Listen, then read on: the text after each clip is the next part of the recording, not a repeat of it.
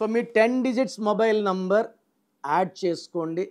Total కూడితే 37 number వస్తే ఈ 3 జూపిటర్ 7 కేతు 37 నంబర్ అనేది 1, 10, 19, 28 పుట్టిన వాళ్ళకి అమృతం, 2, 11, 20, 29 పుట్టిన వాళ్ళకి విషం, 3, 12, 21, 30 పుట్టిన వాళ్ళకి అమృతం, 5, 14, 23 వాళ్ళకి అమృతం, 6, 15, 24లో పుట్టిన వాళ్ళకి 37 నంబర్ విషం, 1కి 6కి పడదు, 1 సూర్యుడు 6 శుక్రుడు. అదేవిధంగా 7, 16, 25కి చాలా ప్లస్, 9, 18, 27 వాళ్ళకి ప్లస్.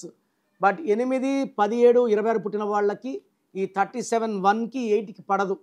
సో 37లో మొబైల్ నంబర్ ఉంటే 2 సిరీస్లో పుట్టిన వాళ్ళకి, 6 సిరీస్లో పుట్టిన వాళ్ళకి, 8 సిరీస్లో పుట్టిన వాళ్ళకి ఈ నంబర్ విషము. సో మొబైల్ నంబర్ తీసుకున్నప్పుడు చాలా జాగ్రత్త పడి తీసుకోవాలి. నంబర్ బాగుంటే సరిపోదు, మనకి మ్యాచ్ అవ్వాలి. సో చాలామంది మొబైల్ నంబర్ పెట్టేస్తున్నారు, బాగుందని అడుగుతున్నారు. మీ పేరు కరెక్షన్ చేసుకున్నాక మీ నంబర్ ఎలా ఉండాలి, లక్కీ నంబర్ ఏంటి, మొబైల్ నంబర్ ఏంటి, వెహికల్ నంబర్ ఏంటి, సంతకం ఎలా చేయాలి, ఏ స్టోన్స్ వాడాలి, ఏ కలర్స్ వాడాలి తెలుస్తుంది.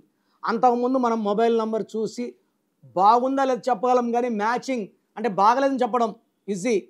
బెస్ట్ నంబర్ కోసమైతే నేమ్ కరెక్షన్ చాలా చాలా అవసరం, చేసుకోండి. బెస్ట్ మొబైల్ నంబర్ సూచిస్తాను. ప్రపంచంలో ఎవరు కూడా మీ పేరు ఎలా ఉందో ఇలా ఫోన్లో చెప్తామని ఎవరు చెప్పరండి. నేను గత 7 ఏళ్లుగా మీ పేరు ఎలా ఉందో రిప్లైలు ఇస్తున్నాను, కొన్ని లక్షల మందికి ఇచ్చాను.